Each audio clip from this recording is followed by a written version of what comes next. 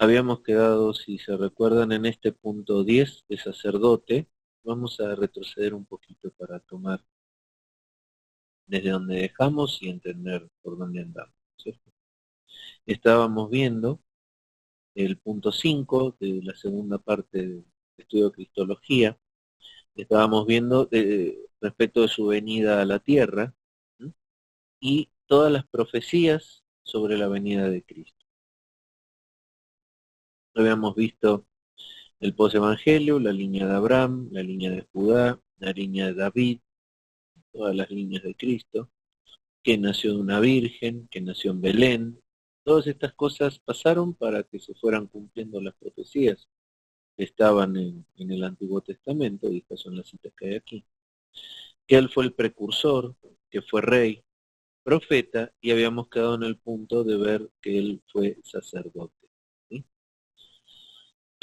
Vamos a ver el Salmo, si tienen ahí sus Biblias, el Salmo 110. A ver si me acompañan. Voy aquí a cerrar los micrófonos. Cualquiera que quiera decir algo, hablar, por favor, que a través del chat me lo haga saber. Entonces estábamos buscando salmos.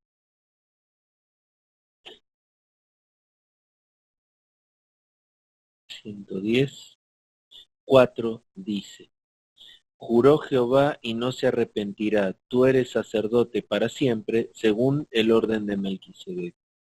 Aquí explica el autor que según su descendencia humana, Jesucristo no hubiera podido ser sacerdote, ¿sí? según la ley judía, porque él salió de la tribu de Judá, no de la tribu de Leví.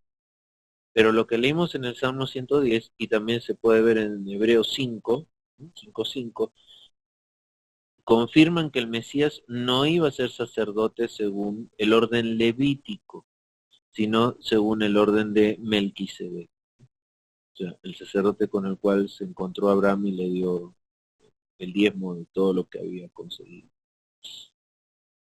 Aquí hay una ruptura en cuanto al orden sacerdotal, porque Cristo viene a romper con la línea de Leví para ser sacerdote, porque además entramos nosotros en la línea de ser sacerdote según el orden de Melquisedec también, porque nosotros somos hechos hijos de Dios y también somos sacerdotes, ¿sí? Pero por la línea de Melquisedec, ya no la línea de Leví. Un minutito, por favor.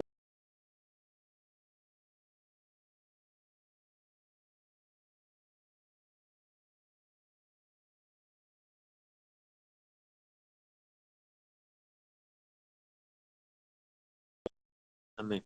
Bueno, seguimos. Eh, entonces, nosotros somos hechos también reyes y sacerdotes y vamos a gobernar con Cristo en el futuro, pero en otra línea sacerdotal, ya no la línea de Leví. Ninguno de nosotros descendemos de la línea de Leví. Amén. Punto 11. Aquí habla de que Cristo lleva los pecados del mundo. Isaías 53:4. Isaías 53:4 dice, yo estoy leyendo la versión de Reina Valera, si lo leen de otra versión, perfecto, también no hay problema. Dice, ciertamente llevó él nuestras enfermedades y sufrió nuestros dolores, y nosotros le tuvimos por azotado, por herido de Dios y abatido. ¿Mm? O sea, dice, esta profecía habla tan claramente de los sufrimientos del Mesías en nuestro lugar, que los judíos hasta el día de hoy no encuentran una explicación satisfactoria para justificar este pasaje. ¿Mm? O sea, para justificar que este pasaje no se aplica a Cristo y justificar que Cristo no era el Mesías. El punto 12, escarnio. En el Salmo 22, 7 y 8, vamos a volver a los Salmos. Salmos 22, 7 y 8 dice, todos los que me ven me escarnecen, estiran la boca, menean la cabeza diciendo, se encomendó a Jehová, libérele él, sálvele, puesto que en él se complacía. Entonces dice que aquí también la repiten Mateo 27:31 dice, vamos a leerlo, Mateo 27:31, aquí nos está diciendo, después de haberle escarnecido, le quitaron el manto, le pusieron sus vestidos y lo llevaron para crucificar. Entonces dice, vemos cómo esta profecía también se cumplió en una forma impresionante. Miren, en la crucifixión de Cristo se cumplieron más de 33 profecías del Antiguo Testamento, pero los judíos no pueden verlos, han sido cegados para entender estas cosas. Después el punto 13, que tuvo manos y pies traspasados. El Salmo 22:16, vamos a ir otra vez a Salmos 22:16 dice, porque perros me han rodeado, me han cercado cuadrilla de malignos, horadaron mis manos y mis pies. Este versículo habla de la crucifixión del Mesías, aunque este tipo de ejecución no fue conocida hasta tiempos muy posteriores, ¿sí? No se conocía la muerte por crucifixión en la época de David. Otros pasajes en que hablan de manos y pies traspasados están en Zacarías 12:10. Zacarías 12:10 dice, y derramaré sobre la casa de David y sobre los moradores de Jerusalén espíritu de gracia y oración, y mirarán a mí, a quien traspasaron, y llorarán como se llora por hijo unigénito, afligiéndose por él como quien se aflige por el primogénito.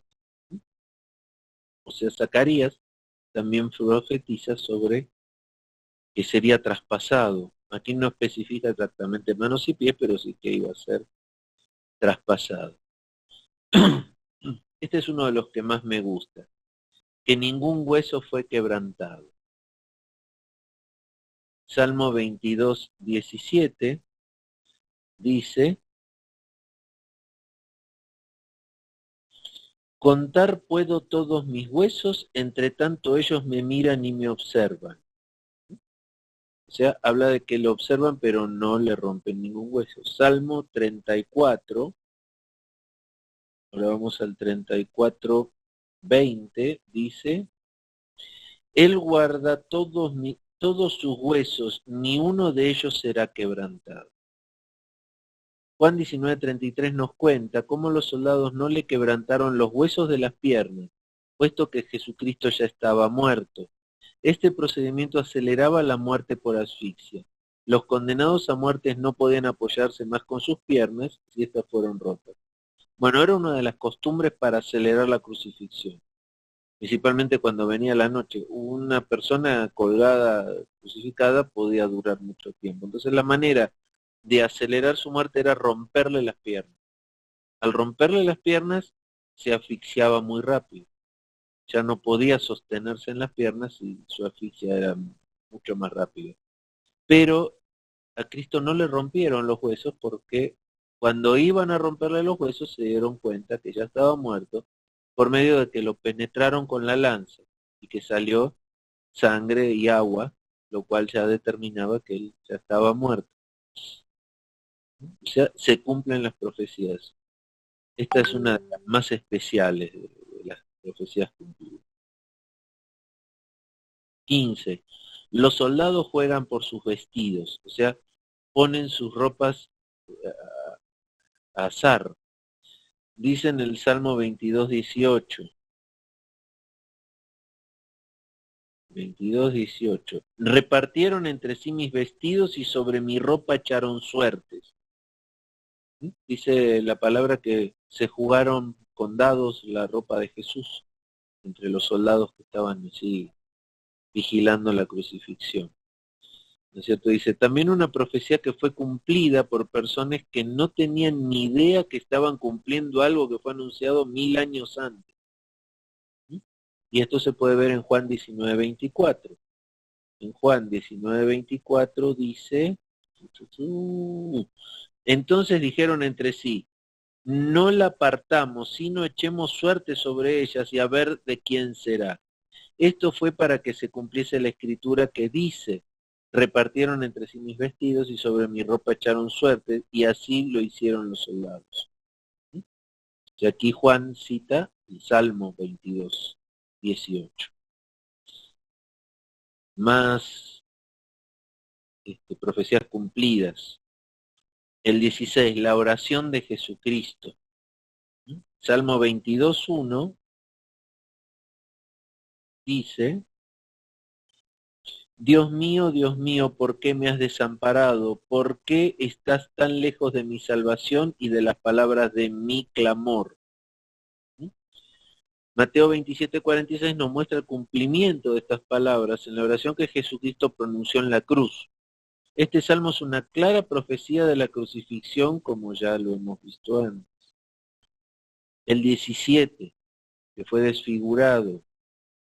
Isaías 52, 14.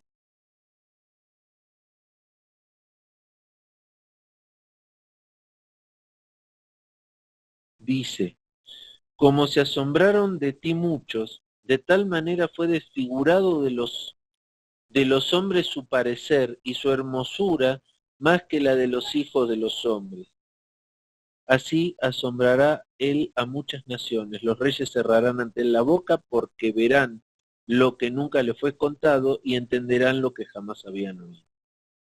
Entonces, esta profecía se cumple en Juan 19.1. Juan 19.1 dice, así que entonces tomó Pilato a Jesús y lo azotó. Recuerden que a Jesús le dieron 39 latigazos con el látigo romano de puntas de hierro.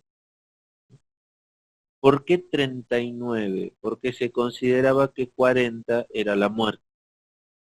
Y con 40 latigazos lo mataban. Entonces, como era para no matarlo, sino para hacerlo sufrir, se le dio 40 menos 1, 39 latigazos. Pero imagínense cómo es, no sé si alguna vez se les ocurrió ver cómo era el látigo romano de puntas de acero. A ver si puedo conseguir una imagen. El látigo romano de 3 puntas se llamaba. A ver, aquí tengo algunas imágenes. A ver si las podemos ver. Voy a poner aquí. Miren, aquí, esta imagen que tenemos aquí es donde mejor se puede ver cómo era morir por crucifixión y cómo se gestiona. Pero esta es la imagen que me interesa. Así es un látigo de 3 puntas romano. Con un látigo como con estas puntas redondas y con clavitos de hierro, se le dieron 39 latigazos en la espalda de Jesús. Imaginan que cada vez que daba un golpe esto sacaba pedazos de carne de su espalda. Lo dejaba prácticamente con sus huesos al aire. Una de las cosas que pasaba mucho luego de que estas personas se les daba estos latigazos es que en esa época no se conocían los antisépticos, no existía el gel desinfectante ni nada de eso, entonces esto estaba sucio. Normalmente, después de darle este tipo de castigo a una persona, se producían infecciones en sus heridas y normalmente con el tiempo morían como resultado de las infecciones de esas heridas. O sea que si Cristo no hubiera sido crucificado, posiblemente hubiera muerto por las infecciones infligidas por esta tortura. Pero esto era terriblemente sádico, este castigo. No sé cómo, yo me imagino cuando le dan los golpes, los pedazos de sangre y carne saltando por el aire. Es terrible. Entonces,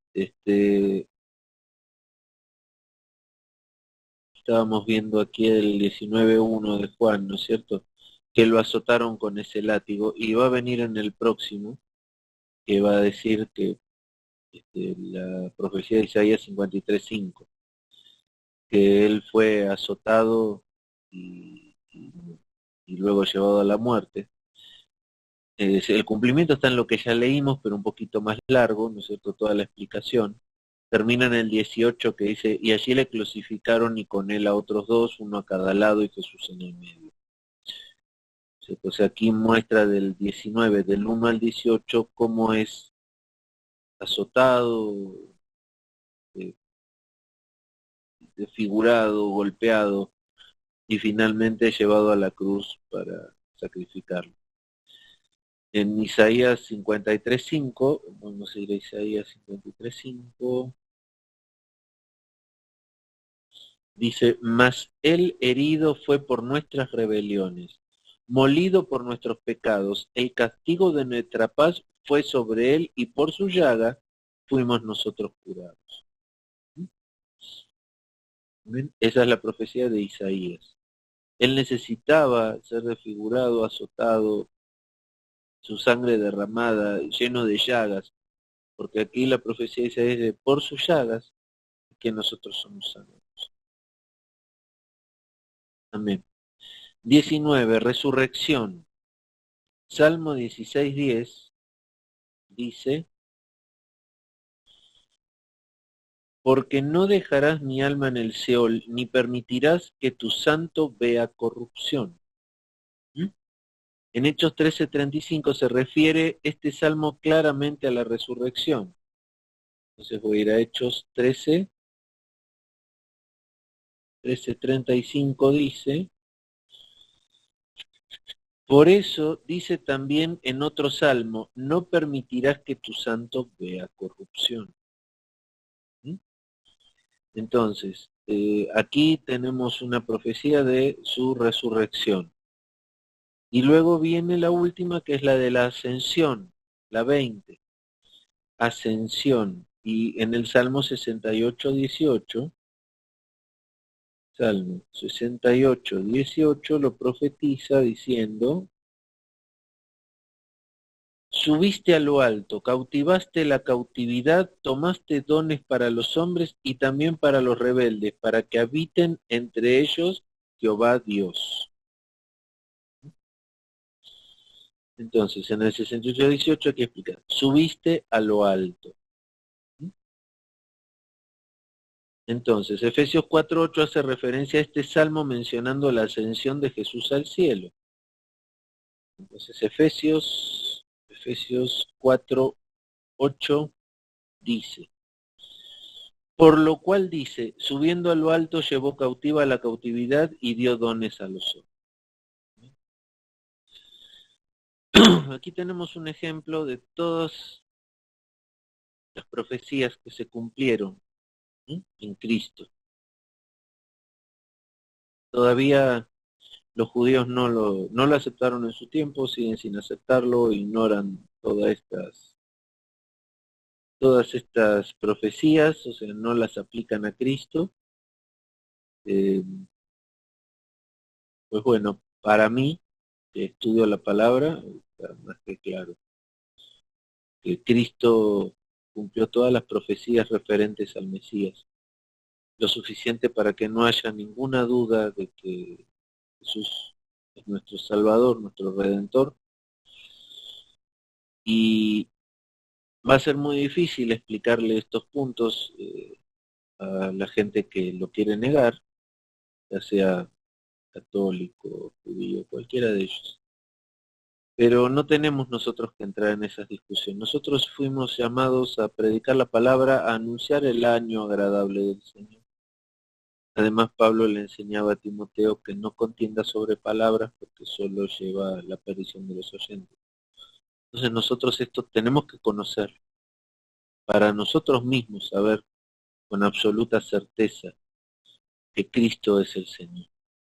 Pero tampoco tenemos que utilizarlo como una vía de discusión o de salvación. La salvación viene por la predicación del año agradable, por predicar que Cristo ama a las personas, quiere salvarlas, quiere que se arrepientan para darles una vida nueva, para darle un nuevo espíritu.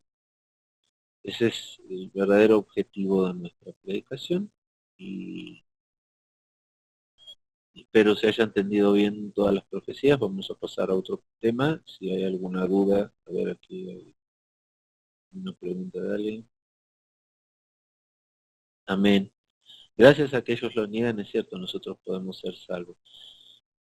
Pero era parte del plan de Dios. A ver, acabamos de estudiar también que Él vino a ser sacerdote, ya no bajo la línea de Leví, sino bajo la línea de Melquisedec, por la cual también nos puede hacer reyes y sacerdotes a nosotros, sus hijos. Si hubiera Él nacido de la descendencia de Leví, hubiera sido sacerdote por Leví, nosotros no pudiéramos ser reyes y sacerdotes. O sea, todo estaba ya planeado por Dios de que así fuera. Él ya lo sabía.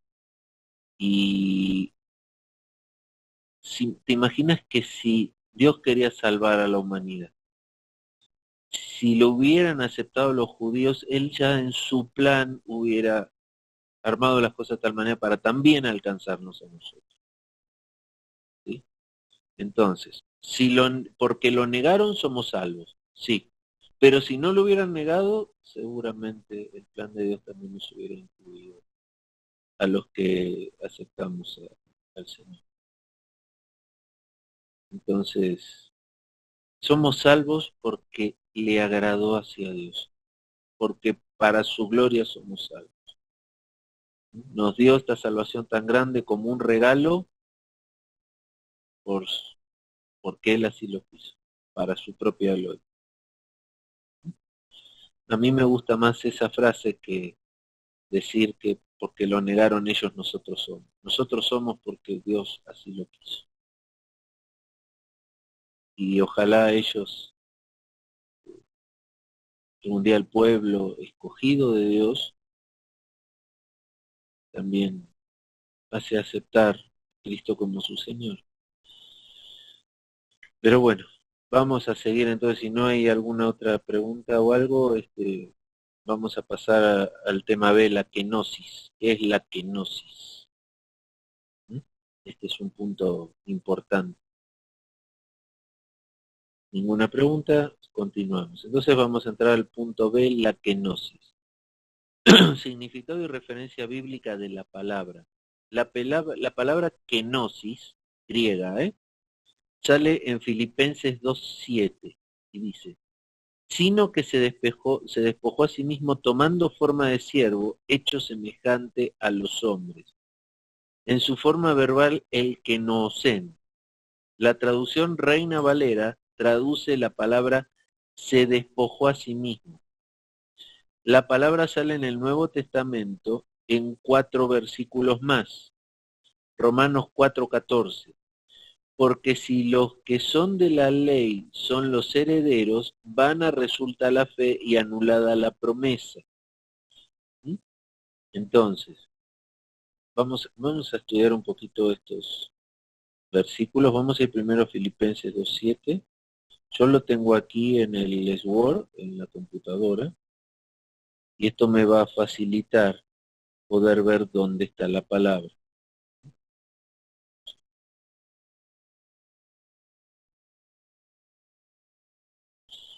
Entonces, se despojó a sí mismo, sino que se despojó que no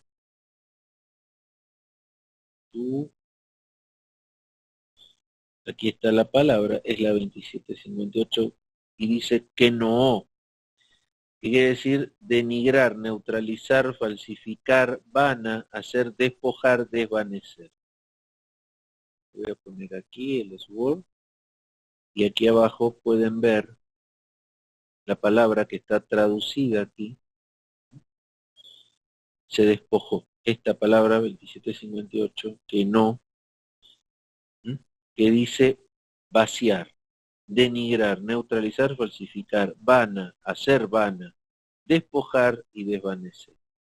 Aquí la Reina Valera lo traduce como que se despojó a sí mismo. Lo que podemos hacer también es comparar versiones y traducciones rápidamente. Miren, el Nuevo Testamento de Fernando Arcas dice, se despojó de su grandeza, tomó la condición de siervo y se hizo semejante a los. En la BAD, que es la Biblia al día, es una versión moderna, dice, por el contrario, se rebajó voluntariamente, tomando la naturaleza de siervo, haciéndose semejante a los seres humanos, ¿sí? O sea, está tomando esta, esta traducción con distintas palabras. Acá dice en la Biblia del oso, se anonadó a sí mismo. En la Biblia de latinoamericana, tomando condición de servidor, se hizo semejante a los hombres, sino que se despojó a sí mismo, tomando condición de servidor, renunció a esa igualdad. Aquí está traducida en la Biblia al lenguaje sencillo. Renunció a esa igualdad. ¿Qué igualdad? A ser igual a Dios, a la igualdad de Dios, para hacerse igual que nosotros. Sino que se vació de sí y tomó condición de esclavo. Se despojó a sí mismo, renunció de lo que le era propio. Son todas las traducciones que hay de español. Entonces yo siempre le digo que es bueno leer varias versiones para entenderlo mejor. Se despojó, se rebajó, se despojó, se despojó, se despojó, se anonadó, se despojó, se despojó, se despojó, es la traducción más común. Se despojó, se anonadó, se anonadó. Bueno, estas son todas las versiones que yo tengo en el Sword. Vamos a volver a la Reina Valera. Después dice que esta misma traducción, voy a checar esto un momento, se repite en Romanos 4.14. Vamos a ver. Romanos 4.14.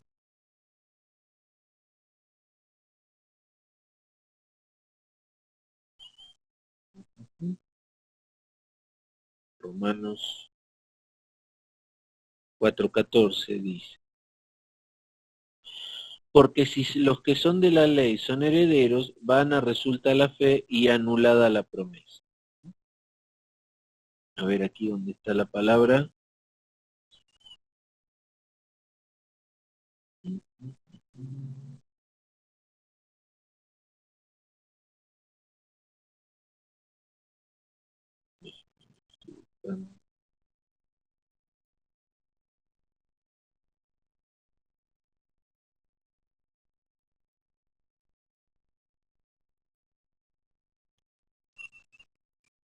Okay, okay, acá. Esta es la palabra. Está aquí donde dice, son los herederos. Vana resulta la fe.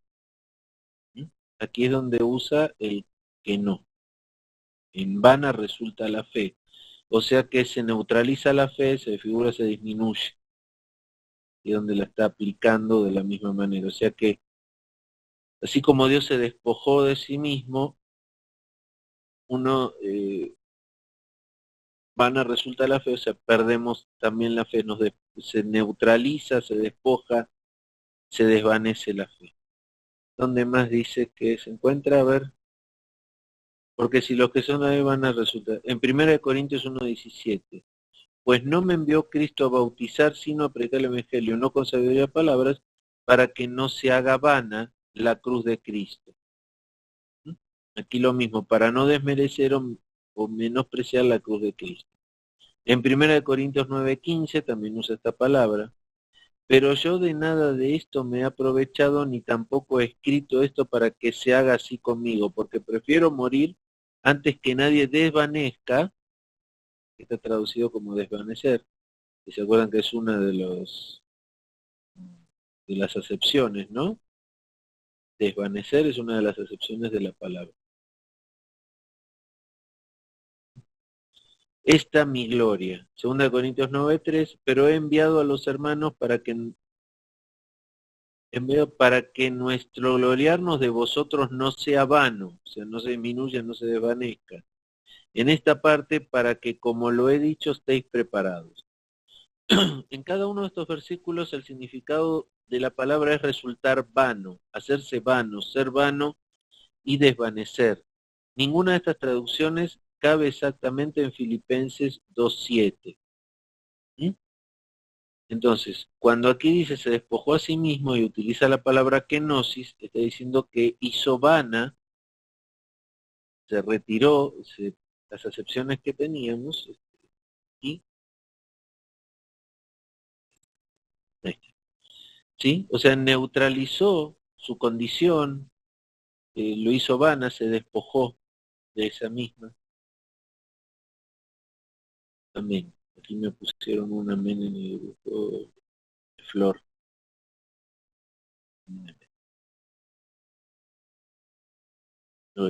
Bueno, sí estamos. ¿Mm? Bueno, vamos a poner esto por aquí. Y entonces, la palabra kenosis, utilizada en este contexto de Filipenses 2:7, debajo seguramente va a decir, se despojó. O sea, él cuando viene a la tierra, esta es lo importante, ¿entendés? Cuando viene a la tierra, viene en condición de hombre. Hombre que puede morir, todo lo que vimos antes, ¿no es cierto? Puede sufrir, puede morir, va a vivir una vida igual que cualquier hombre. ¿Cómo logra eso? Dejando de lado, despojándose de todos sus atributos divinos como Dios.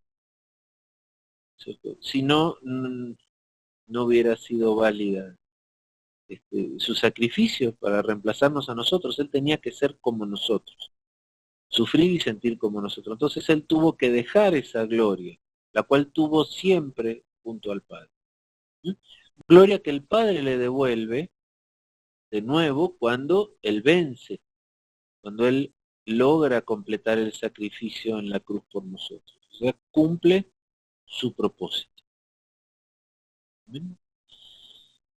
Y eso es la palabra kenosis, ¿no es cierto? Entender que Cristo cuando vino a la tierra tuvo que dejar toda su gloria, toda su condición divina de Dios para ser como uno de nosotros.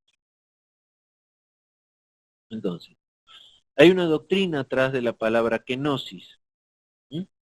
Vamos a estudiar un poquito de eso, para entender bien cómo es esto de que Él se despoje de su gloria, de su condición de Dios.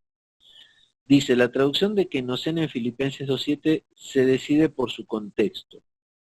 ¿A qué se refiere esta palabra? Tomando en cuenta el contexto, solamente caben dos opciones, puesto que la palabra kenosen tiene que referirse a una cualidad divina. La primera opción sería forma de Dios. La segunda sería ser igual a Dios. Siguiendo una exégesis gramatical exacta, lo más probable es que la expresión ekenosen solamente se refiere a la segunda posibilidad, que es la construcción sintáctica de la frase, perdón, que en la construcción sintáctica de la frase es la más cercana. ¿Sí? O sea, la segunda es ser igual a Dios. Él renunció, se despojó de ser igual a Dios. Esa es la, la segunda, incluso dejando. Este versículo no dice que Jesucristo había dejado en algún momento la forma de Dios. La palabra forma no se refiere a elementos externos de la existencia de Dios, sino a sus atributos y a su ser o su esencia. El hecho de que Cristo asumió la naturaleza humana y por tanto la forma de un siervo, no implica que él abandonó su forma de Dios, sino abandonó el ser igual a Dios. Jesucristo siguió siendo Dios durante su encarnación. El segundo elemento divino, el ser igual a Dios, no habla de la cualidad de su ser, la cual no ha cambiado. Jesucristo sigue siendo Dios, sino de otro modo de existencia, habiendo asumido la naturaleza humana adicionalmente a la divina. Ahora Jesucristo aparece como un siervo, en vez de alguien que manda. Él ahora voluntariamente se somete a las limitaciones de la naturaleza humana. El mismo versículo nos explica en qué precisamente consiste la kenosis. La kenosis consiste a tomar forma de siervo. O sea, se despoja de esa forma divina, la hace a un lado para tomarla de siervo. Hacerse semejante a los hombres. Y después estar en condición de hombre.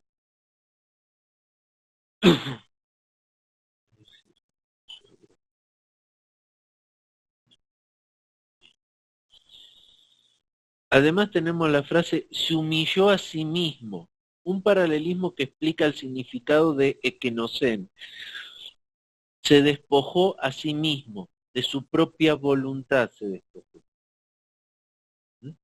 Tomando todo esto en cuenta, se puede decir que el despojarse de sí mismo incluye todos estos tres elementos. ¿Mm? Dice, A, el encubrimiento de la gloria que Jesucristo tenía antes de la encarnación. Juan 17:5 dice, ahora pues, Padre, glorifícame al lado tuyo con aquella gloria que tuve contigo antes que el mundo fuese. Entonces, Él encubrió su gloria, se quitó su gloria. Dice después, su humillación al asumir la naturaleza humana con sus limitaciones. Es como que un ser divino se haga cucaracha, o sea, es bajar a un nivel tan bajo que, híjole, a veces nosotros no somos capaces de renunciar a nada. Nos duele renunciar a cualquier cosa que consideramos nuestra. Y Cristo con esta liberalidad renunció a todos sus atributos, a todas las libertades que tiene como Dios, la magnificencia y grandeza de Dios para entrar, encarnarse en un cuerpo humano con todas las limitaciones que nosotros tenemos. A nosotros cualquier golpecito nos duele, todo, o sea, el frío nos afecta, el calor nos afecta. ¿Se imaginan a Cristo en esas noches en el desierto sufrir frío, igual que nosotros? Para él eso era es una humillación, es un rebajarse de una manera drástica. Romanos 8:3 dice, porque lo que era imposible para la ley, por cuanto era débil por la carne, Dios, enviando a su Hijo en semejanza de carne de pecado y a causa del pecado, condenó al pecado en la carne. Jesucristo renunció al uso de ciertos atributos durante su ministerio aquí en la tierra. Pero en ningún momento él dejó de ser Dios o abandonó alguno de sus atributos divinos. O sea, él siguió siendo todo hombre y todo Dios. Pero al ser todo hombre, estar encerrado en un cuerpo como este, sufrió todas las mismas penalidades que sufrimos cualquiera de nosotros. Mateo 24:36 dice, pero del día y la hora nadie sabe, ni aun los ángeles de los cielos, sino solo mi Padre. La encarnación no significa que a Jesucristo se le fue quitado algo de su divinidad, sino que al contrario, que él asumió plena humanidad adicionalmente a su plena divinidad. Amén. Ahora va a hablar de las doctrinas falsas sobre la kenosis. En el siglo XIX surgieron algunas nuevas teorías en cuanto a la kenosis, tal como fue enseñado en la Iglesia desde los primeros siglos. La idea principal es que el Hijo desde su momento de encarnación dejó todos o algunos de sus atributos divinos. Esta teoría tiene varias formas. Teoría de Thomasius, de Lipzig y Crosby. El Hijo siguió siendo consciente de su divinidad, pero dejó algunos de sus atributos divinos para asumir la naturaleza humana auténtica. Teoría de Guess y Becher. Esta teoría da un paso más. Algunos han hablado de esta teoría como la encarnación a base del suicidio divino. El Hijo dejó atrás sus atributos divinos hasta el punto de no ejercer sus funciones divinas durante el tiempo de su ministerio en la tierra. Él ni siquiera era consciente de su divinidad. Más teoría. Teoría de Martersen y Gore. Durante su encarnación, el Hijo tenía dos sedes de personalidad. En sus funciones eternas y cósmicas, él siguió formando parte de la Trinidad como siempre. En sus funciones como Salvador encarnado, él no tenía estas cualidades ni estaba consciente de ellas. Bueno, este podría ser una discusión muy larga y pudiera haber más de un punto de acuerdo o desacuerdo en estas teorías, ¿sí?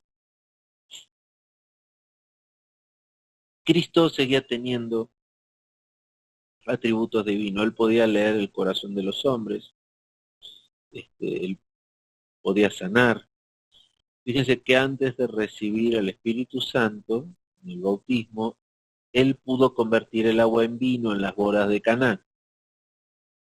¿Sí? O sea, él tenía atributos divinos. Ahora, yo no quiero entrar en una discusión de si dejó algunos, dejó todos, no dejó ninguno. La cuestión es que él se despojó de esa condición de Dios, de esa divinidad que tenía, porque era la única manera de poder encarnarse en un cuerpo humano. También si estudiamos bien la palabra de Dios dice que él crecía en conocimiento a medida que iba madurando. O sea que mucho conocimiento del que tenía en el cielo, también tuvo que estudiar la palabra igual que cualquiera de nosotros. Dedicarse a estudiar la palabra para conocerla. O sea que de alguna manera él perdió algún conocimiento de la palabra y, y se puso a la condición de aprender la palabra igual que nosotros. Y fue fiel y la estudió y la aprendió. Eh, a ver, denme un minutito a ver si encuentro la cita.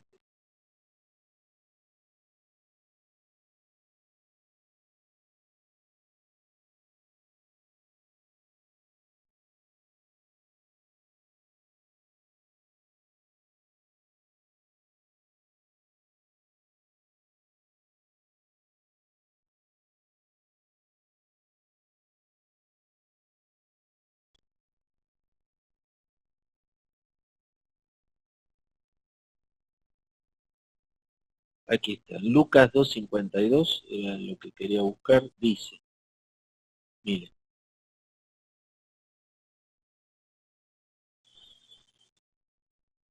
cuando vuelven de Jerusalén a Nazaret, cuando tenía 12 años Cristo, dice en Lucas 2:52, termina diciendo, y Jesús crecía en sabiduría y en estatura, y en gracia para con Dios y con los hombres.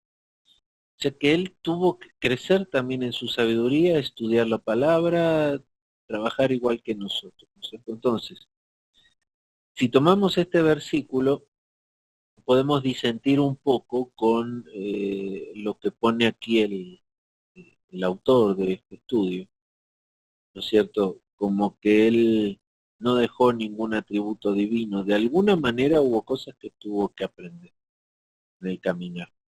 Oraba mucho para que el Espíritu Santo le hablara y le enseñara cosas del reino, aunque él también dijo muchas veces que él había estado en el reino, él lo sabía. Hay toda una mezcla de cosas, por eso hay tantas teorías. La verdad, son problemas secundarios de la fe, son problemas secundarios de la teología. Algunos pueden estar más del lado de Tomasius, de Guess o de Martés. No va a cambiar la fe, ¿no? La cuestión es que Cristo al encarnarse tuvo que despojar.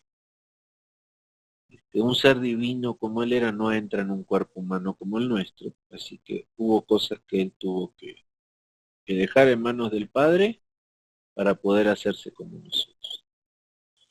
Bueno, ahora viene una evaluación de estas teorías equivocadas de la kenosis. A. Estas teorías están basadas sobre el concepto de que Dios y el hombre no son absolutamente diferentes y que es posible transformar el uno en el otro.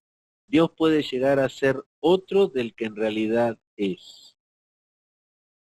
B. Esta teoría contradice a la doctrina de la inmutabilidad de Dios. Si Dios, en este caso en la segunda persona, Cristo, pudiese cambiar en sus atributos divinos, él cesaría de ser Dios.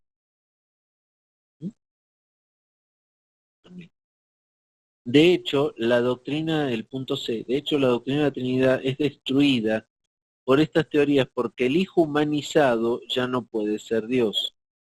Vemos que Cristo encarnado fue todo Dios y todo hombre. Punto D. El Cristo de estas teorías ni es Dios ni es hombre. Su naturaleza humana es deidad disminuida, según Ward.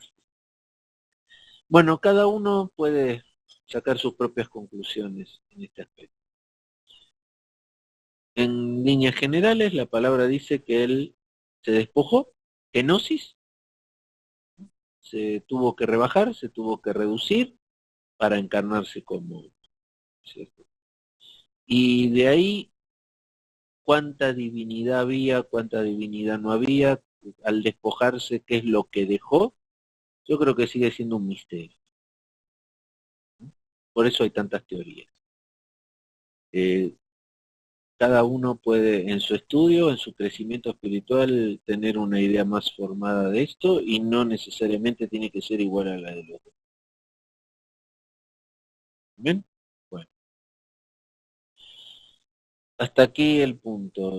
Aquí, en las teorías no estaba consciente de su divinidad.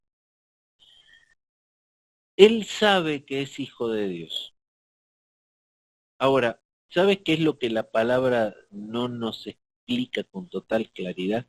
Si él sabía que era hijo de Dios desde siempre o lo aprendió cuando él crecía en estatura, en conocimiento y sabiduría. Ese es un punto que no podemos de ninguna manera ver bien en la palabra de Dios. Si él lo supo siempre o en algún momento le fue revelado, no lo sabemos. Ahora, cuando él es llevado a la cruz, cuando ya él cumple su ministerio, él sabe que es el Hijo de Dios. Él ya tiene conciencia de que es la segunda persona de la Trinidad. Tenía la misma conciencia cuando tenía 12 años, cuando estuvo en Jerusalén con los sacerdotes.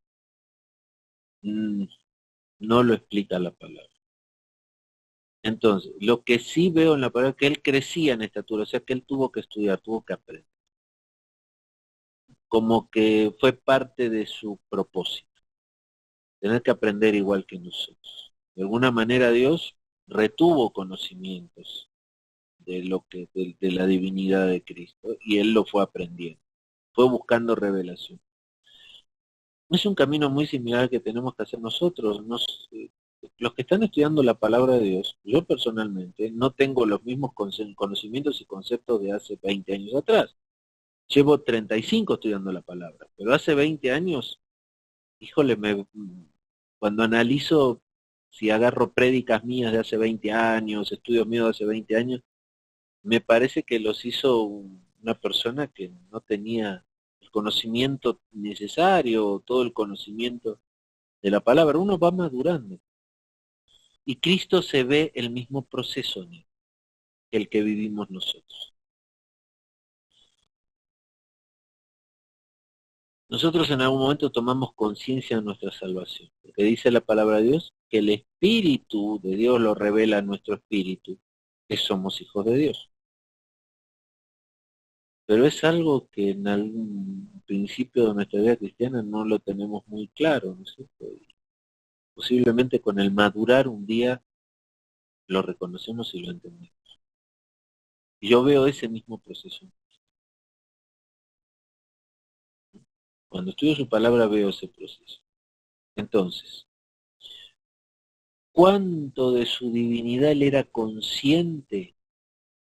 No lo sé, pero sí era consciente de cosas. El día que le pidieron convertir el agua en vino, que su mamá, María, le pidió convertir el agua en vino, él lo hizo, o sea, estaba consciente de que podía hacerlo y todavía no había sido bautizado, no había descendido el Espíritu Santo como paloma sobre él. Hay una zona gris ahí, por eso hay tantas teorías. Yo prefiero pensar así rápidamente que no debo dedicarle tanto tiempo a esa problemática, ¿no sé? O sea, no, no es tan importante en los fundamentos de mi propia fe. Yo sé que Cristo fue todo Dios, todo hombre, tuvo que vivir como vive cualquiera de nosotros para que su sacrificio al final del camino fuera justo, fuera un reemplazo, un vicario completo de nuestras personas. Entonces, ¿qué les digo? Aquí tenemos una postura que nos pone en nuestro entorno. Yo prefiero no ser tan terminante en esto. Creo que son una de las cosas que voy a aprender cuando me encuentre con el Señor en las nubes y sepa cómo fui conocido. Ahí me dará claridad el Señor. Amén. Bueno, ahora vamos a pasar al siguiente tema. Dice, la encarnación y el nacimiento de Jesucristo. El significado de la encarnación. La palabra encarnación significa, como se desprende fácilmente del castellano, en la carne. La palabra se refiere al hecho de que el eterno Hijo de Dios asumió otra naturaleza adicional, la humana, por su nacimiento virginal. El resultado es que Cristo sigue siendo Dios eternamente y a la vez sigue teniendo una naturaleza humana, ahora glorificada, también eternamente. Bueno, tenemos que tener conciencia y tener en cuenta que no es igual el cuerpo que nosotros tenemos al cuerpo glorificado que vamos a tener, al cuerpo glorificado que hoy ya tiene Cristo y que tuvo Adán antes de la caída. Ese cuerpo glorificado va a tener una capacidad mayor de conocimiento de las cosas divinas de las que tenemos nosotros. Entonces, el Cristo tomó una naturaleza humana caída como la que tenemos nosotros. Y luego de su muerte y resurrección recibió el cuerpo incorruptible, la naturaleza del cuerpo glorificado incorruptible, no corruptible como nuestro cuerpo. Esto es un misterio que lo vamos a entender completamente cuando recibamos ese cuerpo. Y al recibir ese cuerpo dice la palabra que vamos a saber cómo fuimos conocidos, o sea que vamos a saber todas las cosas que hoy no sabemos. Entonces, cuando Cristo estuvo en un cuerpo como el nuestro, es un misterio entender cuánto podía saber, conocer y manejar en ese cuerpo comparado con el cuerpo que tiene ahora, con el cuerpo ya glorificado, o sea, el cuerpo no corruptible.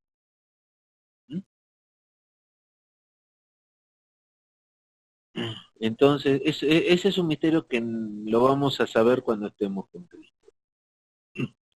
Pero, ahora, si Dios no tuviera la pregunta que decía, no estaba totalmente consciente de su divinidad, suponte cuando era niño, cuando era joven, no estaba consciente totalmente de su divinidad, ¿eso le quitaba divinidad? Simplemente no la había descubierto. Nosotros hoy en día vivimos con el Espíritu Santo. Todo el poder de Dios encerrado en nuestro corazón. Poder que no manifestamos normalmente por desconocimiento de lo que realmente ese poder significa o puede hacer.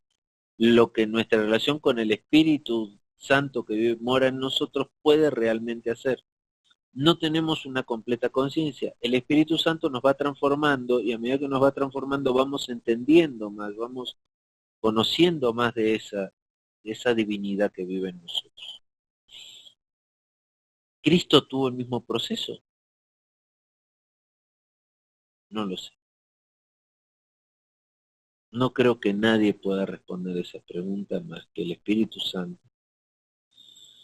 Y yo lo que veo cuando veo todos esos estudios es como que hay bastante confusión en ese tema, como que no hay una revelación del Espíritu Santo a nadie de eso, como uno de los misterios que Dios tiene guardado para cuando nos encontremos con Él y sepamos cómo fuimos conocidos.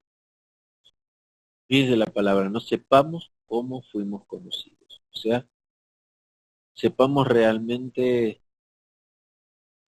cuando Dios allá nos creó antes de la fundación del mundo, cuando nos conoció ya, nos dio una determinada naturaleza, o nos tiene guardadas una determinada naturaleza. Humana, sí, pero diferente a la humana de hoy. Una humana que puede estar en presencia de Dios sin morir, porque en nuestra naturaleza caída no podemos estar frente a Dios y vivir. Amén. Entonces, lo que decía, ahora tiene naturaleza humana, Cristo sí, ahora sí es todo Dios, todo hombre, tiene una naturaleza humana que le permite tener todos los atributos y conocimiento de Dios en él y ya eternamente glorificado. Nosotros vamos a tener una condición similar cuando nos encontremos con él en las nubes. Ahora habla del objeto de la encarnación. Punto 2, seguimos. El objeto de la encarnación no es el Dios Trino, sino la segunda persona de la Trinidad. Por lo tanto, es mejor hablar del hecho de que el Hijo o el Verbo se hizo carne en vez de decir que Dios se hizo hombre. Al mismo tiempo, cabe recordar que cada persona de la Trinidad estaba activa en la encarnación. Gálatas 4:4 dice, el Padre envía al Hijo.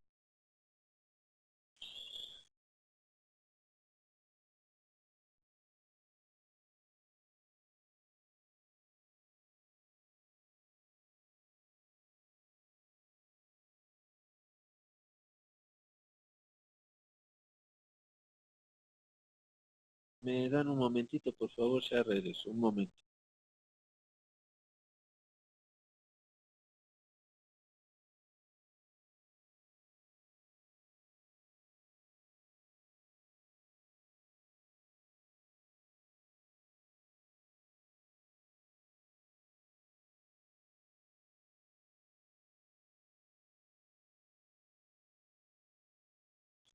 Ya, perdón. Bueno, entonces dice, al mismo tiempo cabe recordar que cada persona de Trinidad estaba activa en la encarnación. Gálatas 4:4 dice, el Padre envía al Hijo, pero cuando vino el cumplimiento del tiempo, Dios envió a su Hijo, nacido de mujer y nacido bajo la ley. Juan 1:14 dice, el Hijo fue hecho carne, y aquel Verbo fue hecho carne y habitó entre nosotros, y vimos su gloria, gloria como la del unigénito del Padre, lleno de gracia y de verdad. De alguna manera parte de su gloria ahí estaba con él. ¿Y cómo se veía esa gloria? Por su carácter, lleno de gracia, verdad, su conocimiento.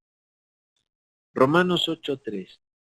Por lo que era imposible para la ley, por cuanto era débil por la carne, Dios envió a su Hijo en semejanza de carne de pecado, y a causa del pecado condenó al pecado en la carne.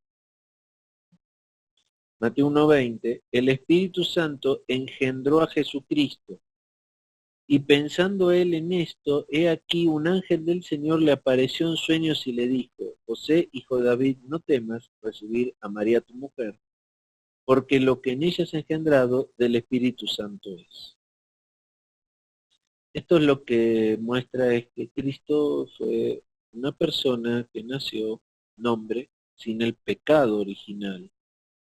Eh, Nació limpio de pecado, porque el pecado original, esa carga que llevamos, se pasa de padre a padre, o sea, pues el padre el que lo transmite. En este caso, él ya no tenía esa carga de tener que llevar ese pecado en él, y por eso también se dice que fue sin pecado. De ninguno de nosotros se puede decir que somos sin pecado. Bueno, Lucas 1:35, respondiendo el ángel le dijo, el Espíritu Santo vendrá sobre ti y el poder del Altísimo te cubrirá con su sombra. Por lo cual también el santo ser que nacerá será llamado Hijo de Dios. Es importante destacar que la encarnación, a diferencia del nacimiento de Jesucristo, fue un acontecimiento en el cual el Hijo participó activamente. Filipenses 2.7. El concepto de encarnación también presupone una preexistencia, la cual hemos investigado antes. Bueno, Filipenses 2.7 dice, sino que se despojó a sí mismo tomando forma de siervo, hecho semejante a los hombres.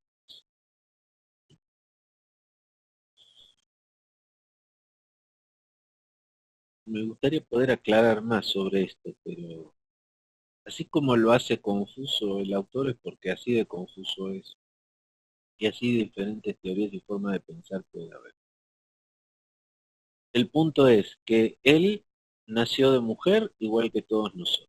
Lo único que en vez de ser esta mujer inseminada por un hombre, fue cubierta por el Espíritu Santo y de esa manera engendró en su matriz un niño, sin la participación de un hombre, sino que vino directamente de Dios. Al venir directamente de Dios, al no venir de hombre, nace sin pecado este niño, sin ninguna descendencia o ningún pecado heredado por hombre.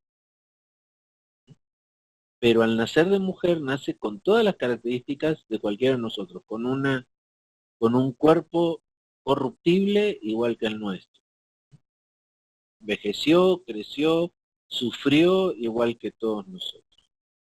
Ahora, sí es claro que él fue todo Dios y todo hombre. Ahora, ¿qué características de Dios pudieron entrar dentro de un cuerpo corruptible? Sigue siendo un misterio. Si él tenía conciencia de que era Dios o en algún momento tuvo la revelación en su crecimiento, no, también es un misterio. Pero, a ver, él nació bebé. Un bebé que nace de una mujer necesita de la leche materna, del cuidado de la mujer y no sabe más que llorar y comer y hacer otras cosas, sus pañales. Entonces, todo lo que un bebé puede tener, o sea, pensar que un bebé recién nacido tiene conciencia que es Dios, a mí me cuesta. Después que es un niño que juega como niño, vive con sus hermanos como niño, habrá hecho todos sus juegos como hace cualquier niño, habrá jugado a las canicas, a las, o sea, todos los juegos de niño. En ese momento, siendo niño, inocente, tiene conocimiento de que es Dios, también me cuesta. A mí me parece más que en algún momento de su madurez él recibió ya la revelación de que era Dios, que era hijo de Dios y que tenía un propósito que cumplir. Posiblemente hasta encontró esa revelación estudiando la palabra. ¿Mm?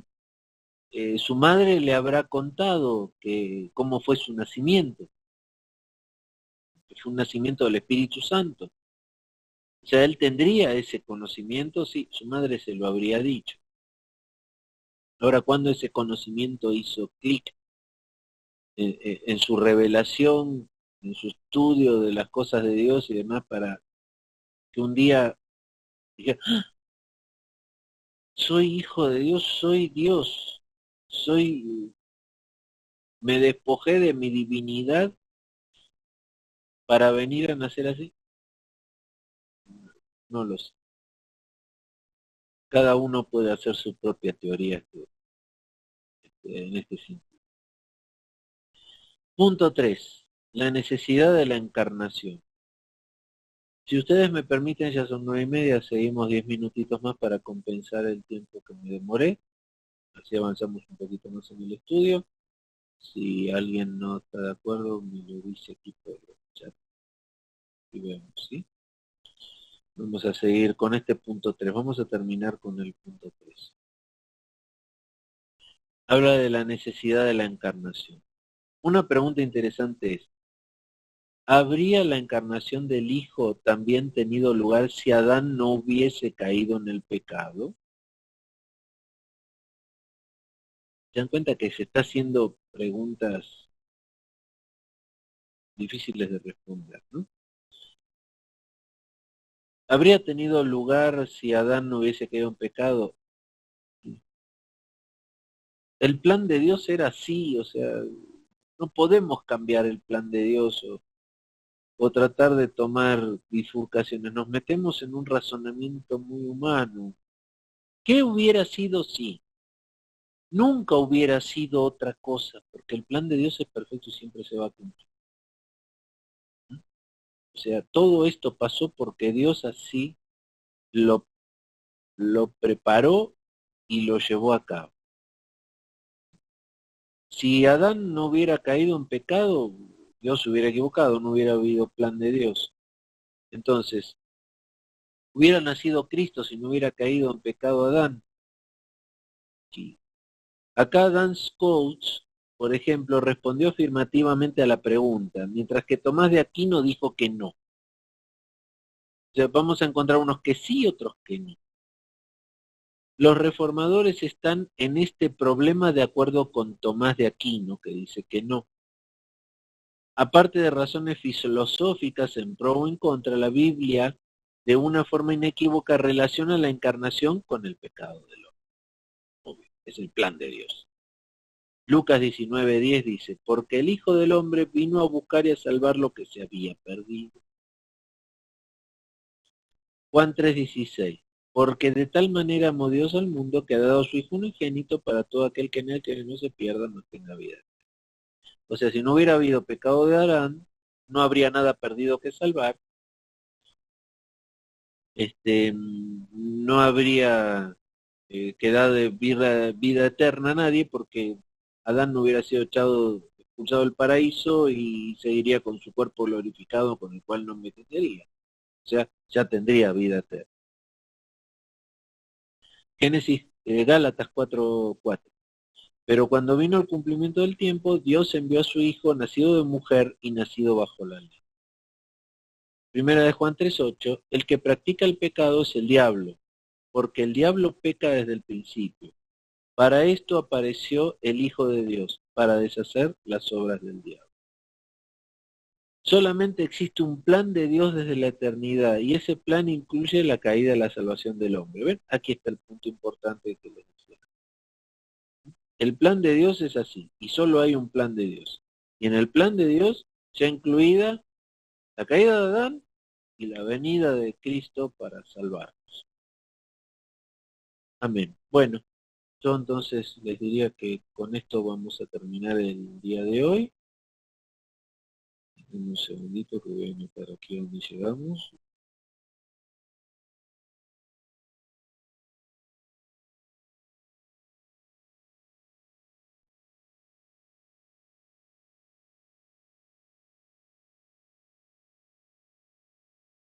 No sé si tienen alguna pregunta o algo que quieran saber.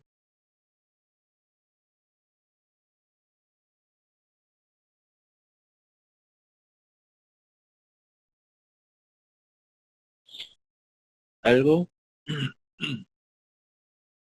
¿O hasta aquí todo se entendió muy bien o nada se entendió? Amén.